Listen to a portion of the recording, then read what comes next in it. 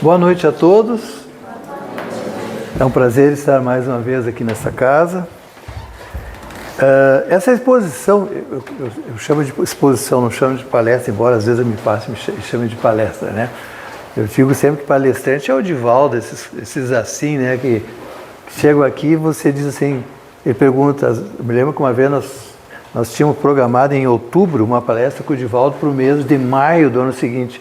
Aí durante o almoço, que a gente levou ele para almoçar antes da palestra, seria à tarde, num sábado, ele perguntou, vocês, qual é o tema da palestra mesmo?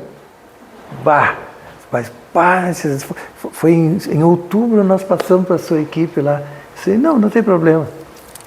Né? Mas eu não tenho uma anjona de ângelos aqui, não tenho um espírito amigo que eu possa ver e me dar as dicas para seguir o Divaldo. Tem isso, não sei se vocês sabem. Quando ele está falando assim, ele já falou uma vez para nós, né? Ele estava uma vez dando uma palestra e aparece Joana de Anjos para ele, só ele vê, né? E diz, muda o rumo dessa prosa. E ele muda. Eu não tenho essa... Bom, esse tema é eminentemente evangélico. Nós vamos falar só das passagens do Evangelho. E é das passagens mesmo. Por quê? Porque normalmente as palestras têm um tema, né? E o palestrante fica naquele tema. Durante 30, 40 minutos ele fala naquele tema. Esse tipo de palestra não é de um tema só, são vários temas que a gente vai abordar de uma maneira curtinha, cada um deles. De maneira que isso vai nos permitir fazer assim um passeio pelos evangelhos, tá? Quando a gente fala de evangelho, gente, quando a gente fala dos ensinamentos de Jesus, é bom que vocês tenham em mente sempre que a gente não fala, quem está aqui não fala para vocês.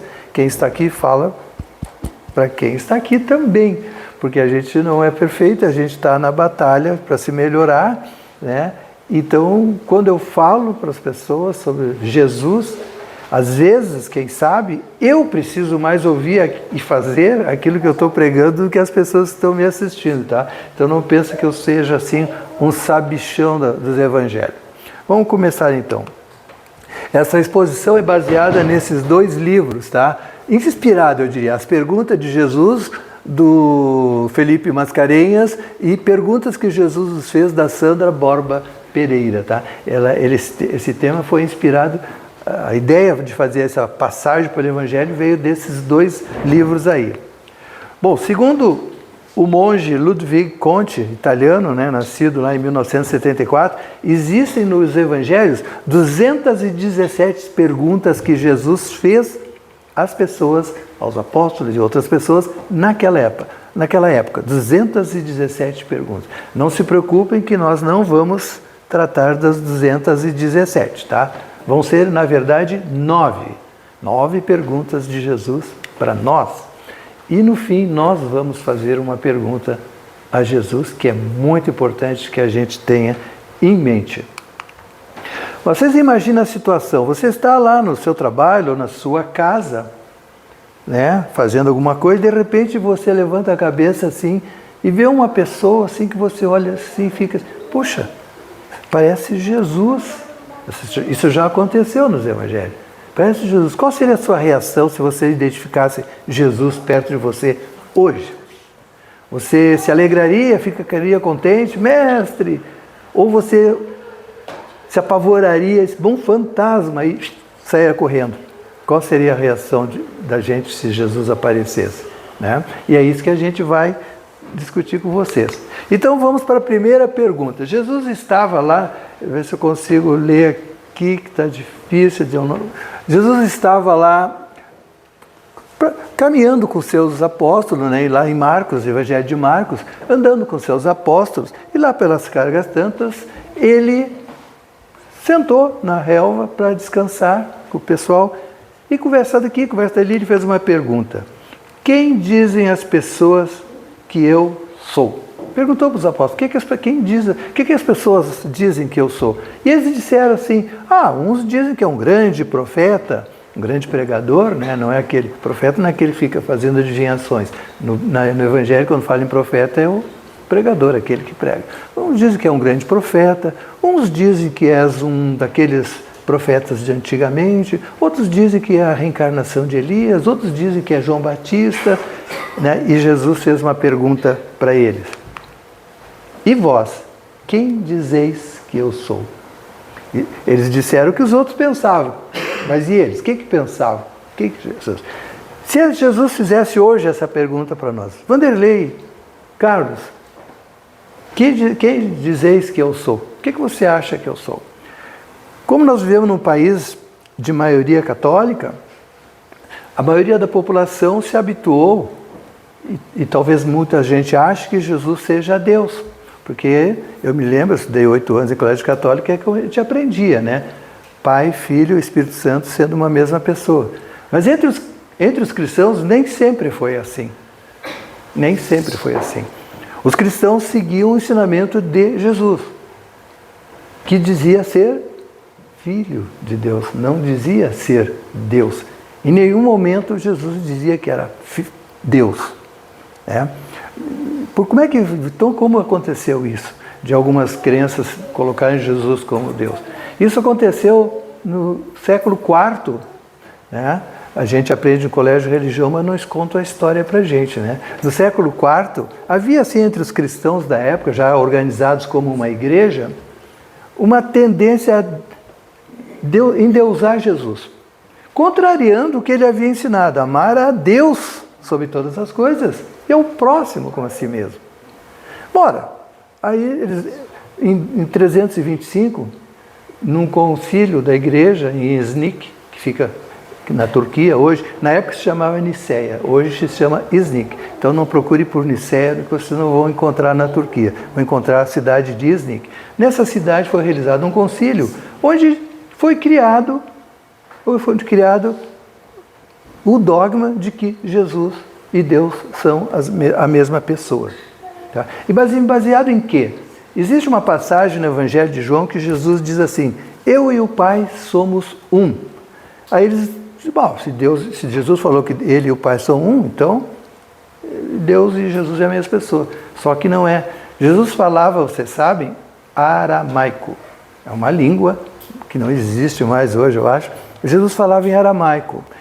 E alguns textos foram escritos em aramaico. E quando Jesus falou, eu e o Pai somos um, significa na linguagem de Jesus, na linguagem aramaica, na linguagem da época, que eu e o Pai pensamos a mesma coisa. Eu e o Pai comungamos das mesmas ideias.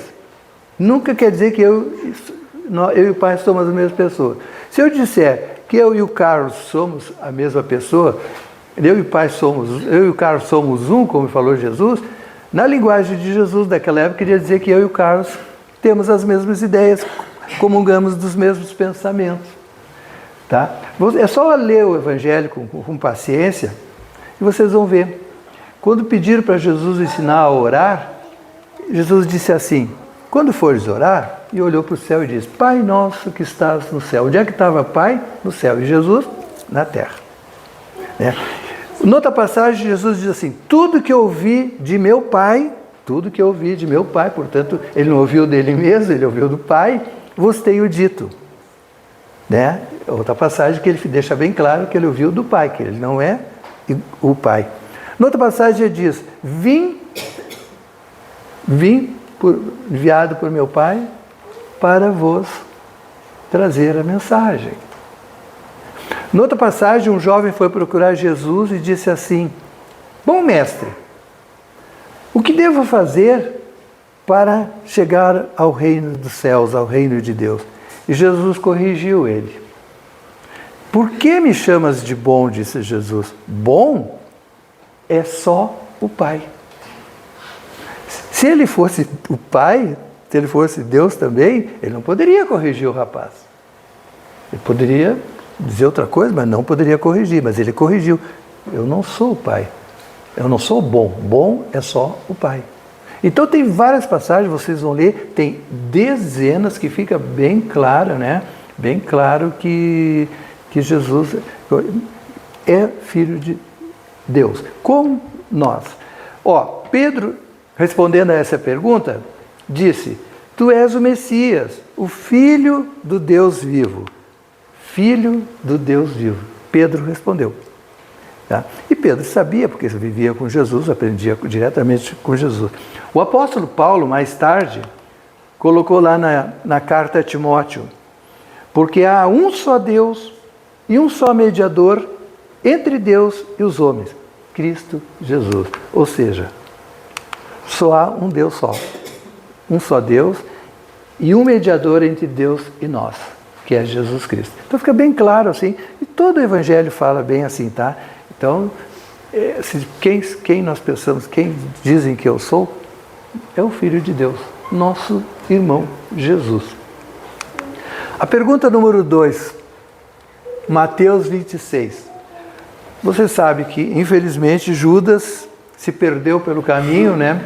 E resolveu entregar Jesus, trair Jesus, em troco de 30 moedas de prata. Então ele foi lá, combinou com os sacerdotes daquela época e os romanos que dominavam aquela região, e ele combinou de entregar Jesus pelas 30 moedas, mas eles disseram, mas nós não sabemos direito quem é Jesus.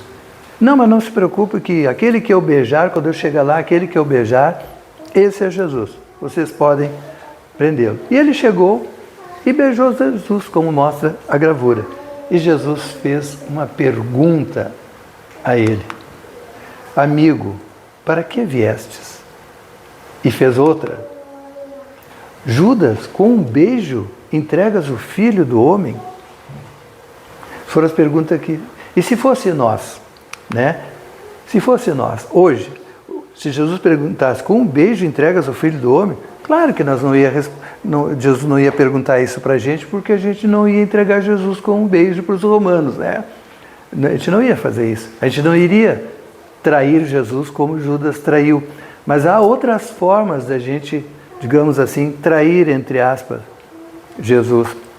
Quando a gente conhece o ensinamento de Jesus e não segue, quando a gente conhece o ensinamento de Jesus e nega, quando a gente sabe e não transmite a outros irmãos, quando a gente sabe e quando o irmão tem dúvida, não entende bem, a gente não dá a nossa colaboração explicando para ele o significado de algumas palavras, quando a gente não leva nossos filhos, nossos netos junto com a igreja que a gente frequenta, seja o centro espírita, igreja no sentido de congregação religiosa, né? Seja o centro espírita, seja a igreja católica, seja a igreja evangélica, quando a gente não leva, algumas pessoas dizem assim, meu filho vai crescer com liberdade de escolha, quando ele crescer ele escolhe a religião. Não, pode ser que ele se crie sem religião nenhuma. Aquilo que é bom para nós tem que ser bom para os nossos filhos também. Então, se eu frequento determinada denominação religiosa, enquanto meu filho estiver sob a minha guarda, sob a minha responsabilidade, sob a responsabilidade que eu tenho de educá-lo, ele deve seguir comigo também na igreja, na denominação religiosa onde eu for. Samitiba é um psicólogo brasileiro, de origem japonesa, de origem nipônica, né? Ele tinha um programa na televisão onde ele respondia uma série de questões. Ele escreveu esse livro, Quem Ama, Educa. Quem ama, educa. Às vezes a gente tem medo de dar uma dura no filho, tem muita liberdade que a gente não tinha, né? E está todo mundo aí. Ninguém morreu por causa disso. O pai era durão, a mãe era durona, tal, né? E a gente está aí. Quem ama, educa. Quem ama diz não, quem ama corta, quem ama castiga, entre aspas, não precisa espancar, mas castiga, né? Tá? Quem ama, educa. E nesse livro, ele escreveu uma coisa. Quem leva os filhos à igreja no sentido de a uma religião, qualquer uma, quem leva o filho à igreja, em geral, não vai buscá-lo nem visitá-lo na cadeia. É a palavra de um psicólogo. Quem leva o filho a uma religião, em geral, geralmente não vai buscá-lo, nem visitá-lo na cadeia. Então a gente tem uma responsabilidade muito grande, né? A pergunta número 3. Falei para vocês que era ligeirinho, né? A pergunta número 3. Isso aqui é muito interessante. Depois, essa é a terceira aparição de Jesus aos apóstolos depois da crucificação. Terceira. Eles estavam pescando no mar de Tiberíades. O mar de Tiberíades, ele é citado 3 vezes nos evangelhos, 3 vezes. Por quê? Porque, na verdade, o mar de Tiberíades é o mesmo mar da Galileia. A diferença é que essa porção do mar da Galileia ficava junto da cidade de Tiberíades. Então o pessoal chamava Mar de Tiberíades, mas é o mesmo mar da Galileia, tá? Então Jesus estava lá, na beira do lago, do mar de Tiberíades, né? E os apóstolos estavam pescando. Aí de repente eles olharam assim, olha lá, será que parece o mestre? E ficaram até meio apavoradinhos assim. Eles estavam tentando pescar, não pescavam nada. Aí Jesus foi até a beira e diz a eles, joguem a rede mais para lá. E eles jogaram. E aí a rede se encheu de peixe que quase rebentava. Eles vieram para a beira e foram comer peixe com Jesus. Eles ia ser uma beleza comer um peixinho com Jesus. Jesus comendo peixe, dá para ver então, ele não era vegetariano, né? Bom, comendo seus peixinhos lá com os apóstolos, de repente ele pega Pedro para um cantinho, né? Pega o Pedro para um cantinho, e João estava de olho, anotou essa passagem.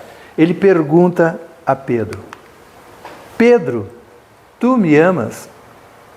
E Pedro disse, sim, Senhor, eu te amo. Apacenta minhas ovelhas, disse Jesus. E perguntou uma segunda vez, Pedro, tu me amas? Pedro já ficou meio assim, né? Perguntar de novo, assim, uma vez em cima da outra, né? E Pedro, sim, Senhor, te amo. Apacenta minhas ovelhas. E Jesus perguntou uma terceira vez a Pedro. Pedro já ficou um pouco triste, achando que Jesus não estava desconfiando dele, do seu amor, aquela coisa toda. Pedro, tu me amas? E Pedro já respondeu para a terceira vez, sim, Senhor, tu sabe de tudo, tu sabe que eu te amo, apacenta minhas ovelhas.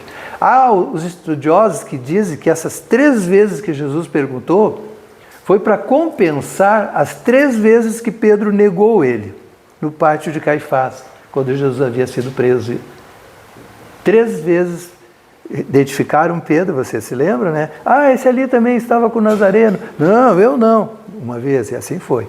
Quando ele negou pela 3ª vez, o galo cantou, ele lembrou do que Jesus havia dito. Antes que o galo cante, me negarás 3 vezes. E aí ele saiu para fora do pátio, chorou largamente, e o resto vocês sabem, né? Mas, e se fosse feita essa pergunta a nós, Vanderlei, tu me amas? Ah, eu hoje, né, não tenho nenhum romano com uma lança me cutucando, ninguém me apontando, né? Eu diria, não, Senhor, com a maior facilidade, eu te amo, tu sabe que eu te amo e tal, tal. E todos vocês, se fosse perguntado por Jesus hoje, responderiam com sem sombra de dúvida, eu te amo. Mas o que é amar Jesus? O que é amar Jesus? Ele mesmo, eu pergunto e ele mesmo dá a resposta. Se me amais, guardais os meus mandamentos. Isso é amar Jesus. Porque vir aqui, ouvir a gente falar de Jesus, achar bonito, ir na igreja, ouvir falar de Jesus e achar bonito, e depois sair lá fora e não faz nada, sai lá fora e vai perseguir o próximo, vai prejudicar o nosso próximo, o nosso irmão, isso não é amar Jesus, isso não é seguir os seus mandamentos. Então, amar a Jesus é seguir os mandamentos de Jesus. Isso é amar Jesus. 4ª pergunta. Bartimeu. Bartimeu era um cego que vivia em Jericó. E ele tem, essa passagem tem uma importância muito grande para nós, como todas. Jesus estava passando por Jericó e o Bartimeu sentiu que Jesus estava por perto e começou a gritar. Jesus, filho de Davi, tem de piedade de mim. E ele gritava. E o pessoal se incomodava com ele gritando e dizia para ele, calma aí, Bartimeu, fica quieto, não grita. E quanto mais eles pediam para ele não gritar, mais ele gritava. Senhor, Jesus, filho de Davi, tem de piedade de mim. E o pessoal já estava ali indignado com ele, gritando, né? Aí Jesus percebeu. Ele chamando. Jesus, filho de Davi, tem de piedade de mim. Jesus disse, trazei-me ele. Aí o pessoal ficou assim, né? Pô, vamos lá, Jesus está te chamando. Aí levou. E Jesus fez uma pergunta a ele. Parece brincadeira, como se Jesus não soubesse, né? Que quereis que eu te faça? Pô, ele era cego, né? Jesus, que quereis que eu te faça? E ele disse, Senhor, eu quero ver, eu quero voltar a enxergar, eu quero que tu me cures. E Jesus curou ele. curou ele e disse para ele: vai, a tua fé te salvou. A tua fé te salvou. E nós? Que quereis que eu te faça? Se Jesus perguntasse a cada um de nós: que quereis que eu te faça? O Bartimeu, ele não pediu dinheiro, ele não pediu uma casa, carro não pediu porque não tinha, né? Não pediu campos naquela época, plantar e colher era muito importante, não pediu campos, não pediu nada. Ele pediu uma coisa cara, uma coisa de valor para todos nós, que é a visão. Isso que ele pediu. E nós, o que pediríamos a Jesus? Bartimeu pediu para ver. Nós já vemos, a maioria de nós, graças a Deus, enxerga. Né? A nossa tendência, em geral, é pedir coisas materiais, né? É pedir dinheiro, pedir alguma... eu quero uma casa, eu quero isso, quero aquilo, eu quero trocar de carro, é uma coisa. Mas Bartimeu não. Bartimeu pediu uma coisa muito valiosa, que é a visão. E nós temos muitas coisas. Nós somos ricos, gente. A gente pode ver, a gente pode ouvir, a gente pode caminhar, a gente pode sentir o sabor dos alimentos, a gente pode um monte de coisa. A gente tem muita coisa de valor. Nós somos ricos. Na maioria das vezes, todos nós somos ricos. A gente só não tem dinheiro. Mas somos ricos. Ricos de muitas coisas importantíssimas que a gente, às vezes, não valoriza. Mas o Bartimeu pensou nisso primeiro. Chico Xavier escreveu um texto muito interessante. Vou ver se eu consigo ler aqui, porque aqui está o ângulo, não fica muito favorável. Que mostra essa nossa tendência. A gente se preocupa tanto com coisas e não se dá conta de que outros têm menos que a gente. A gente quer um monte de coisa que os outros não têm. Então a gente acha que é infeliz porque não tem isso, não tem aquilo, eu gostaria disso, eu gostaria daquilo. Aí se tu olhar para o lado, tu vai ver que as pessoas não têm tudo aquilo que tu já tem. Chico colocou lá: uns queriam um emprego melhor, outros apenas um emprego. Quantas pessoas se preocupam às vezes com o emprego, quanta gente se preocupa porque não tem emprego. Uns queriam uma refeição mais farta, outros apenas uma refeição. Quanta gente por aí sem ter o que comer, quanta gente por aí tirando do lixo, como a gente é acostumado a ver, para comer. Uns queriam uma vida mais amena, outros estão aí com a vida às vezes por um fio, cheia de problemas, queriam apenas viver.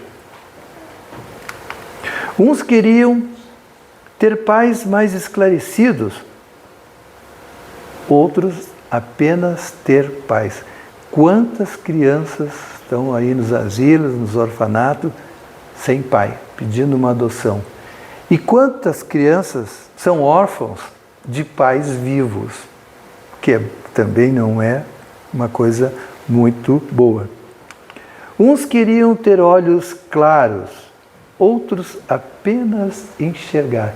Eu queria ter olho azul, queria ter olho verde. Eu sou moreno. Se eu tivesse um olhinho verdinho, eu seria um moreno de olho verde, ficaria lindo. Outros gostariam apenas de enxergar, como o Bartimeu. Uns queriam ter voz bonita. Quem sabe, se eu tivesse uma voz bonita, eu ia ser cantor sertanejo, ia ganhar dinheiro e tal. Outros, apenas falar. Eu tenho um cunhado que ele não ouve. Em função de que ele não ouve, ele não aprendeu a falar. Uns queriam o silêncio. Tem gente que se aborrece por qualquer ruidinho, qualquer barulho, né? Outros queriam ouvir. Ouvir, que nem meu cunhado, ele não ouve. Uns querem silêncio, se irritam com barulho. Outros queriam ouvir. Poder ouvir barulho dos netos correndo, fazendo barulho, algazarra, poder ouvir os pássaros, né? E tem pessoas que reclamam, que querem silêncio. Mas uns queriam só ouvir. Uns queriam um sapato novo, outros queriam apenas ter pés. Uns queriam um carro. Com um carro vou para cá, vou para lá. Outros gostariam de apenas andar, poder andar. Quantas pessoas estão em cadeiras de roda, pessoas com problemas de saúde e tal, que não podem andar. Né? Enfim, uns queriam o supérfluo, outros apenas o necessário.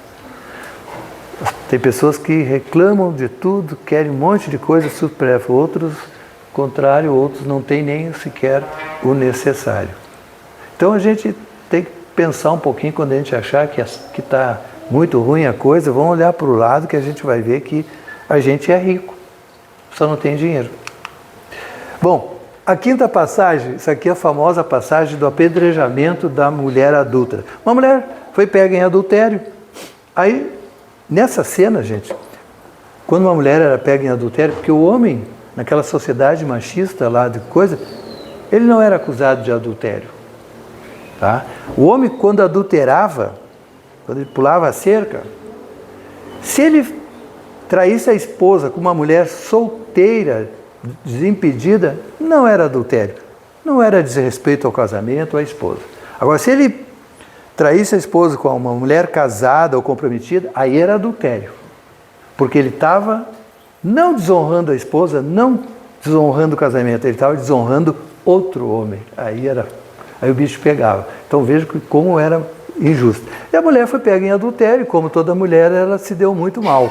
Porque a lei mosaica dizia que a mulher pega em adultério ela deveria ser apedrejada até a morte. E ela ia ser apedrejada até a morte, estava ali todo mundo reunido para esse fim, quando eles perceberam que Jesus passava. E como eles estavam sempre querendo fazer uma pegadinha para pegar Jesus numa falha, para ter de que o acusar, eles disseram, vamos perguntar para ele o que se faz agora, porque ele vai vir com aquela história, não, vamos perdoar e tal. E aí a gente diz, não, então Moisés mandou apedrejar, tu quer que a gente perdoe? E eles foram lá e fizeram a pergunta, ela foi pega em adultério, o que tu dizes e tal, querendo pegar ele, né? Aí Jesus disse a eles, aquele que dentre vós estiver sem pecado, atire-lhe a primeira pedra. Esse era o julgamento que Jesus fazia. Resultado, foi saindo um por um. Primeiro os mais velhos, depois os mais jovens. Aí os mais jovens foram educados, deixaram os mais velhos sair primeiro? Não. É que os mais velhos tinham muito mais tempo de vida, tinham muito mais pecado, ficaram muito mais envergonhados e foram saindo eles primeiro, né? Foram saindo eles primeiro. Foi todo mundo embora. Aí Jesus fez a pergunta à mulher. Mulher, onde estão eles? Ninguém te condenou? E ela disse, não, Senhor, ninguém me condenou. E Jesus disse a ela, eu também não te condeno. Vai de agora em diante, não peques mais. Ou seja, Jesus perdoou a mulher, mas não perdoou o erro dela. O pecado não. Se hoje nós fizéssemos alguma coisa e Jesus perguntasse para nós, você cometesse algum erro? Jesus diria, ninguém te condenou? Aí nós diríamos com toda certeza, sim, Jesus, condenaram. A sociedade me condenou, vou ter que pagar não sei quantas cestas básicas, ou vou ter que passar não sei quantos anos na cadeia. Hoje a gente, a lei humana, com certeza, se Jesus fizesse essa pergunta, ninguém te condenou por aquilo que tu fez, Anderlei? Eu diria, sim, Senhor, me dei mal, me condenaram a isso, aquilo. Né? Por quê? Porque é a lei humana. Mas Jesus também diria para nós a mesma coisa. Eu não te condeno. Vai de agora em diante, não peques mais. Deus e Jesus e a espiritualidade em geral sempre nos perdoam. Perdoam a nós, esperando que a gente se corrija, esperando que a gente repare o nosso erro, mas não perdoa o erro. O erro ele não quer que a gente repita. E Jesus e Deus e toda a espiritualidade sempre vão nos perdoar. Se nós não tivermos condições de reparar os nossos erros agora, nessa existência, a gente vai reparar numa existência futura, quando a gente vai passar por algum tipo de prova, expiação, buscando reparar os erros que a gente cometeu. Mas Deus e Jesus e os espíritos superiores sempre nos perdoam, sempre. Por isso que Jesus diz, perdoar 70 vezes e 7 vezes, que na linguagem de Jesus quer dizer sempre. Então, nós sempre seremos perdoados e sempre teremos tantas quantas vidas forem necessárias para a gente corrigir os erros cometidos e procurar não repetir os mesmos erros também. Bom, olha a tranquilidade do mestre lá na proa do barco. Jesus e os apóstolos estavam pregando, né, lá em Marcos, essa coisa, pregando à beira de um lago grande. E, terminada a pregação, eles entraram num barco para atravessar para o outro lado, que é a terra dos Gerazenos. Bom, no meio do lago começou a bater um temporal, uma ventania, começou a entrar água no barco, bateu o desespero na turma, né? E Jesus tranquilamente repousava, tirava um cochilinho no barco. E o pessoal desesperado, né? E foram chegar em Jesus. Mestre, mestre, acordaram Jesus dizendo, mestre, não te dá conta de que estamos afundando, vamos morrer todos apavorados. E qual foi a pergunta?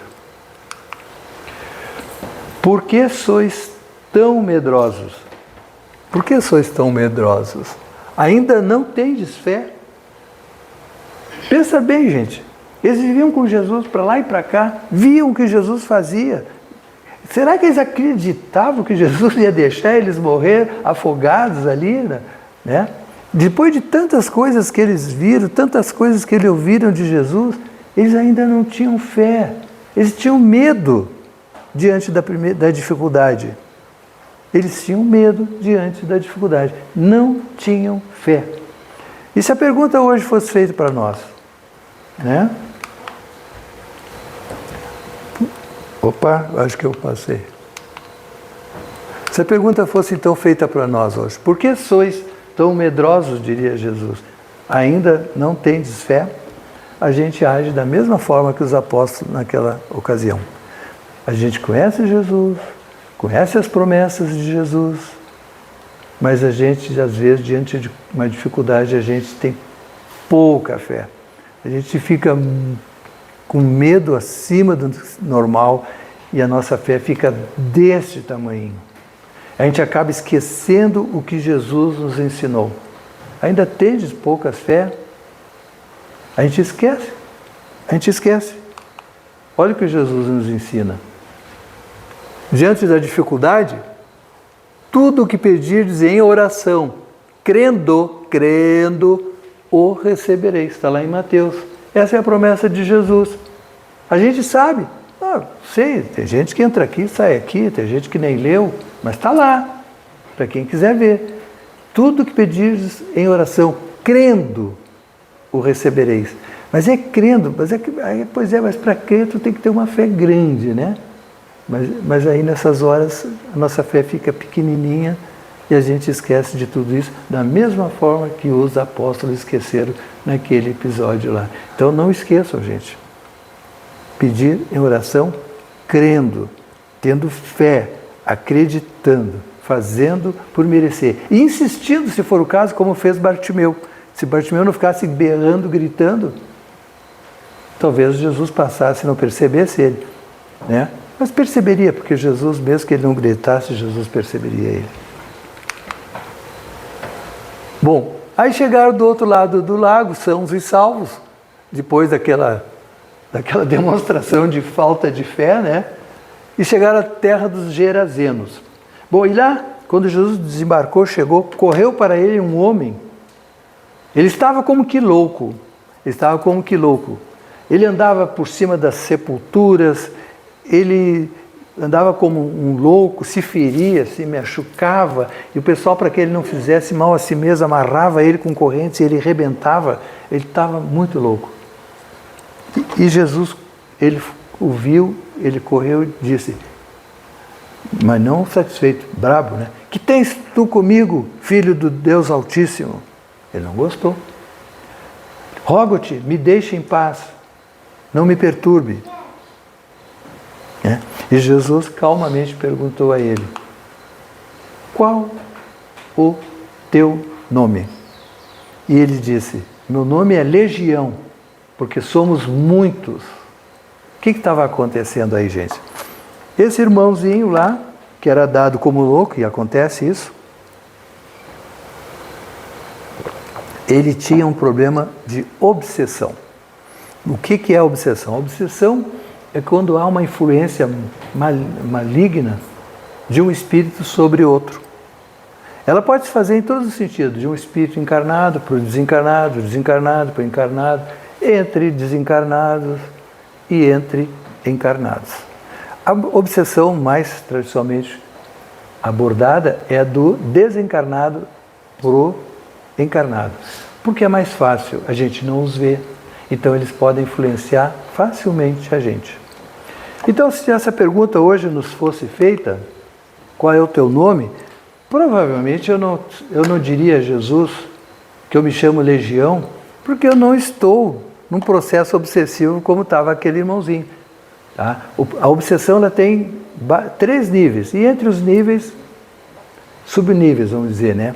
A obsessão simples, o espírito causa um simples desconforto, alguns aborrecimentos, digamos assim, leves.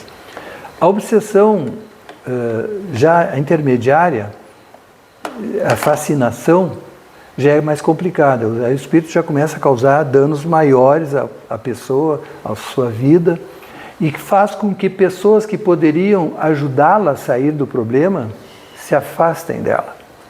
É a fascinação. E por último, a mais grave, seria a subjugação, que Kardec, na Revista Espírita, admite que é mais profunda, não é só uma subjugação, ela é maior. Né? A subjugação é como se meu espírito, eu, saísse do corpo e entrasse outro espírito no lugar. Então eu não tenho controle nenhum do que eu digo, do que eu falo, do que eu faço. Então, isso é bem grave. Provavelmente, se Jesus perguntasse qual é o meu nome, se eu estivesse no processo obsessivo, eu disse, meu nome é Vanderlei. Isso não quer dizer que eu não esteja no processo obsessivo. O processo obsessivo tem várias fases. Para isso, existe nas casas espíritas o atendimento fraterno. Quando a pessoa tem um problema, vai na casa espírita, por exemplo, numa reunião com um atendente, fechado, segredo, não vai sair dali para ninguém. Você conta o seu problema, seja de que ordem for, e vai receber uma orientação à luz da doutrina do que fazer. Se for um caso, por exemplo, da pessoa consultar um médico, meu filho, tu vai para um médico e tal. Né? Se for o caso de um tratamento espiritual, vai fazer um tratamento espiritual. Sendo um caso de tratamento médico, ela poderá fazer o tratamento médico com um médico normal e fazer o tratamento espiritual junto também. Uma coisa não dispensa a outra. O que não pode acontecer é a pessoa deixar o tratamento médico por causa do tratamento espiritual. Isso não, porque quando Deus quer ajudar, ajuda através dos médicos também. Bom, essa é a pergunta 8, né? Bom, João Batista e seus discípulos andavam caminhando quando, de repente, viram Jesus. E Batista disse, aquele é o Cordeiro de Deus, aquele que tira os pecados do mundo. E 2 dos seus discípulos foram até Jesus, atrás dele, caminharam tal. E Jesus, quando percebeu a sua presença, fez uma pergunta a eles. Que buscais? E eles disseram, mestre, onde estás? Onde estás morando? Onde está ficando? E tal. E começaram uma conversa com Jesus ali naquele momento. Se fosse hoje, Jesus chegasse e perguntasse para nós, que buscais? Por que está vindo até mim? O que nós buscaríamos? Como no caso de Bartimeu, provavelmente a gente buscaria coisas materiais. A gente pediria uma série de coisas a Jesus, né? Uma série de coisas. Mas aí Jesus nos diria que a cada um é dado de acordo com as suas obras. O que tu quer, Vanderlei? Estou precisando comprar uma casa e tal. Mas, Vanderlei, cada um recebe de acordo com as suas obras. Seria a resposta para mim. Isso é a lei de causa e efeito, gente. Tudo que a gente faz tem um efeito. Tá? Então, Jesus disse, cada um é dado segundo as suas obras. Então, se eu planto amor, eu colho amor. Se eu planto o bem, eu colho o bem. Mas se eu plantar o mal, eu vou colher o mal. Então eu tenho que me fazer merecedor daquilo que eu busco. Então, que buscais? Eu quero isso, eu quero aquilo. Tens merecimento? Paulo, apóstolo, ele fala da mesma lei de duas maneiras diferentes. Ele diz assim na primeira aos Romanos: Deus retribuirá a cada um de acordo com o seu procedimento. É a cada um segundo as suas obras. E aos Gálatas ele diz: aquilo que o homem plantar, isto ceifará. Ou seja, aquilo que o homem plantar vai ter que colher. Plantar é uma opção sua, você planta o que quiser, mas a colheita é obrigatória. O que você plantar vai colher.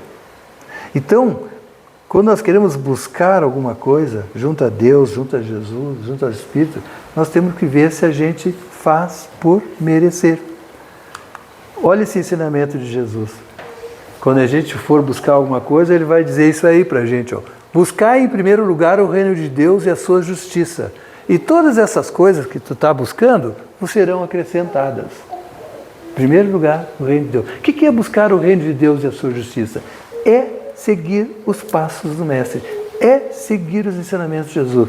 Amar a Deus sobre todas as coisas e ao próximo como a si mesmo. Quando a gente faz todas essas coisas que Jesus nos ensina, pela aquela lei de causa e efeito, a cada um segundo as suas obras, nós nos fazemos merecedor daquilo que estamos buscando. É fácil assim. Então, quando tu pensar em querer alguma coisa, em buscar alguma coisa, de orar a Jesus, a Deus, ou quem quer que seja, um espírito amigo, quando você buscar alguma coisa, você cuide de estar merecendo aquilo que você está buscando. Porque existe uma lei de causa e efeito que Jesus nos ensinou, a cada um segundo as suas obras. Essa passagem aqui, Jesus estava pregando, e aí o pessoal já estava horas, e começou a sentir fome, e como é que nós vamos fazer para alimentar tudo aí? Aí um dos apóstolos disse, tem um menino aqui que tem 2 peixes e 5 pães. E eles trouxeram o menino, Jesus pegou os peixes, os pães, abençoou, né? E deu de comer. A pergunta foi, quantos pães tem? Eles tinham um menino com 2 pães e 2 peixes. E ele abençoou os pães e os peixes e deu a todos de comer. E se a pergunta fosse para nós, hoje, Jesus perguntasse, não só quantos pães tende, mas quantos pães, quantas roupas, quanto dinheiro, quanto remédio, quanto tempo tendes para dar aos outros? Se a gente olhar assim, a gente vai ver que todos nós, em alguma maneira, ou pouco ou muito, sempre temos alguma coisa para repartir com aqueles que não têm nada. Sempre temos. Se a gente olhar bem, sempre temos alguma coisa. E cada um, por ser cristão, deve dar, na medida das suas possibilidades, alguma coisinha que Deus lhe permitiu ter em prol do outro que às vezes nada tem. Então, se Jesus perguntasse, quantos pães tendes? A gente teria pão. Quantos cobertores tende? A gente teria um cobertor. Provavelmente sim. Se a pergunta fosse para nós, quanto isso, quanto aquilo, muitas coisas a gente teria, e frequentemente a gente esquece de que outras pessoas não têm. Que aquilo que às vezes nos sobra é o que falta no lar de outro. E finalmente, para acabar, a pergunta que nós faríamos a Jesus. Uma ocasião, Jesus, reunido, disse a quem o ouvia, estava com fome e me deste de comer, estava com sede e me deste de beber, era estrangeiro na sua terra e me acolheste, estava nu e me vestisse, estava doente e me tratasse. E olha essa aqui, estava preso e foste me visitar. Preso. Aí a gente ficaria assim. Então nós perguntaríamos a Jesus, a gente ficaria, para aí, Senhor, quando foi que estivesse com fome e te demos de comer, com sede e te demos de beber? Quando foi que eras estrangeiro e nós te acolhemos?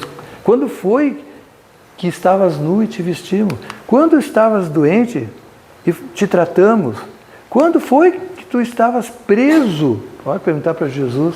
Quando foi que tu estavas preso e fomos te visitar? E Jesus então responderia para a gente. Em verdade vos digo, cada vez que o fizeste a um desses meus irmãos mais pequeninos, a mim o fizeste. Olha a profundidade dessa frase. Isso aí nos leva à conclusão de que toda vez que a gente faz alguma coisa aos outros, principalmente aos outros que menos que nós têm, nós estamos fazendo a Jesus. Visitar um presidiário? Sim. Foi o que Jesus falou. Então, toda vez que a gente fizer alguma coisa, a gente está fazendo ao Jesus. Que bom que a gente faça coisas boas, porque na sequência do texto, se a gente também deixar de fazer, também estamos deixando de fazer a Jesus. Tá? Era isso aí, as 10 perguntinhas, não são, mas são 217, os outros vocês olham lá no Evangelho. Tá? Quero agradecer a atenção de vocês e vamos então levar os nossos pensamentos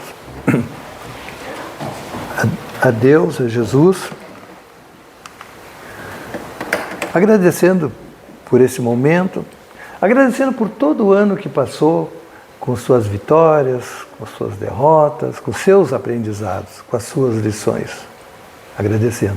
E rogando ao Pai, rogando a Jesus, rogando aos amigos espirituais, que esse ano seja repleto de bênçãos, que possamos exercitar a benevolência, a indulgência, o perdão para com o próximo, que possamos pôr em prática os ensinamentos de Jesus, que lembremos-nos a todo momento, na nossa existência, na nossa vida, no nosso dia a dia, em lar e fora dele, do Mestre, dos ensinamentos do Mestre.